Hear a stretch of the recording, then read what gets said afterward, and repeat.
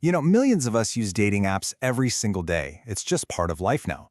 But what happens when that person you swipe right on, the one with the perfect smile and great bio, what if it's all just a mask? Today, we're going to get into the really terrifying side of this, when that digital connection you make turns into a real-life, honest-to-God threat. Think about that for a second. I feel like I was supposed to disappear that night.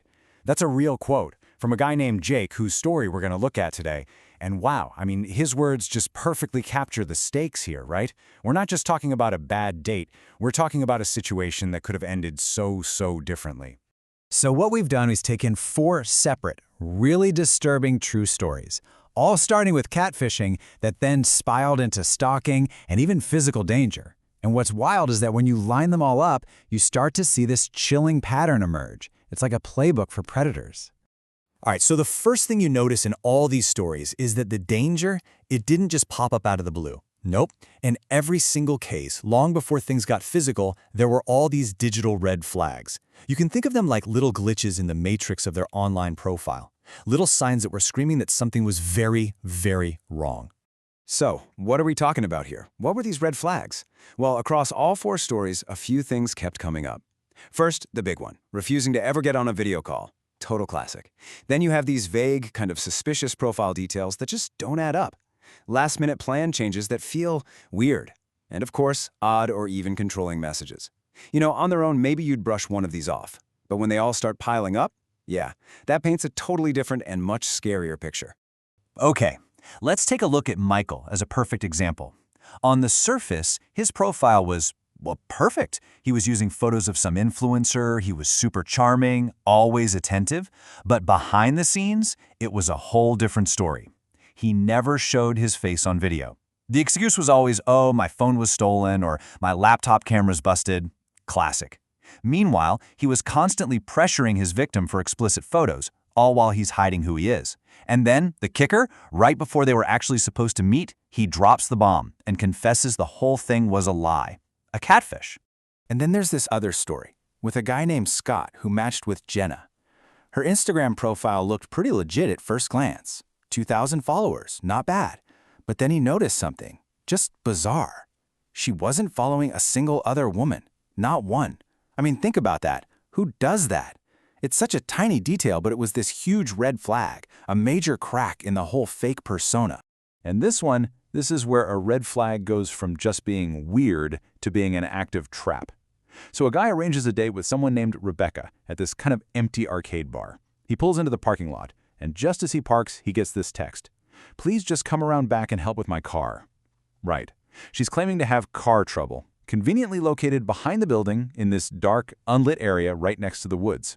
You can just feel it, can't you? It's a setup, a totally manufactured problem to get him somewhere isolated and vulnerable. Okay, so we've seen the digital warning signs. Now we get to the part that's truly terrifying. For every single one of these victims, there was a tipping point, a moment where all that online weirdness crossed the line and became a real physical threat. This is when those red flags and that little voice in your head go from being a maybe to a matter of life and death. Let's go back to Jake's story. So he shows up at the restaurant for his date, but Rachel is a no-show. Then, this strange man approaches him and says he's her brother, and he's there to drive Jake to her house nearby. He's weirdly calm, but he just won't take no for an answer. And when Jake stands his ground and refuses to get in the car, the guy actually blocks his path for a second. It was just for a moment, but it was a clear power move, a little act of intimidation before he finally walks away. Okay, remember the guy who got that text about the car trouble from Rebecca? Well, thank goodness he listened to his gut. He just texted her, I'm leaving, and got the heck out of there. And it's a good thing he did. As he was pulling out of the parking lot, 2 men in ski masks came running out from behind the bar, right from where she said she was, and charged his car. No doubt about it, that split-second decision to trust his instincts absolutely saved him from a violent ambush. And then there's Scott, the guy who matched with Jenna. His story is just wow. So he's sitting at the bar waiting for his date. And this older guy, Rob, is just pestering him, won't leave him alone. Scott's getting more and more annoyed, figures he's been stood up, and decides to just go home. But as he gets up to leave, Rob grabs his wrist, leans in close, and whispers, I'm Jenna. Can you even imagine? The catfish, the person he thought he was talking to, had been sitting right there next to him, the entire time? So you'd think that would be the end of it, right? A close call, a terrifying story to tell. But no. For these people, the nightmare was just getting started. The initial encounter wasn't the end. It was just the beginning of a long campaign of stalking and harassment. It really proves the point that the threat doesn't just vanish when you walk away.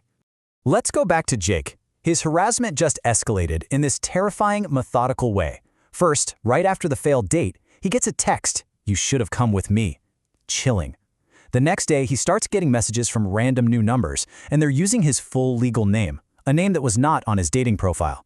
That night, it gets real. Loud, deliberate knocks on his apartment door. But the absolute scariest part? A week later, in the dumpster by his apartment, he finds a photo of himself that had been taken inside the restaurant that night. Someone was watching him the whole time. And what about Scott?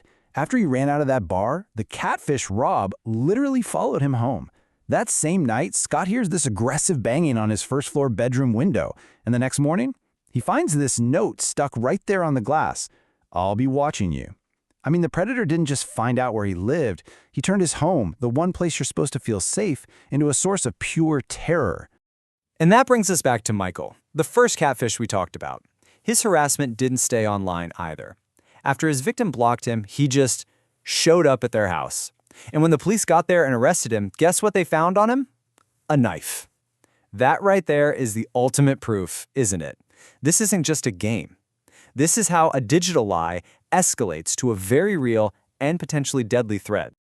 So, after hearing all of these absolutely horrifying stories, what's the takeaway here? Is it delete all your dating apps and never trust anyone again?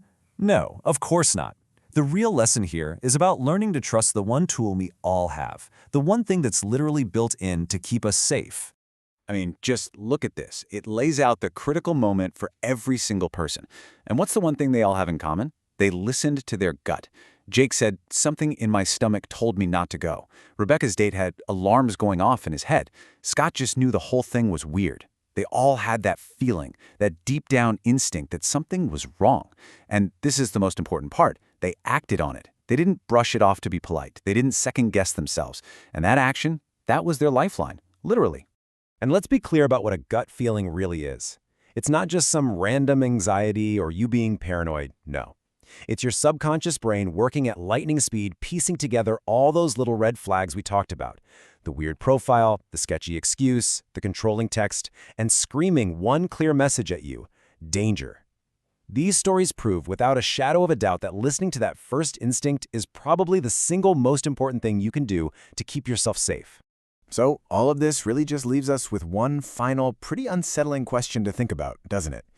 In this world of digital masks where anyone can be anything, it's worth taking a second to ask yourself, who are you really talking to?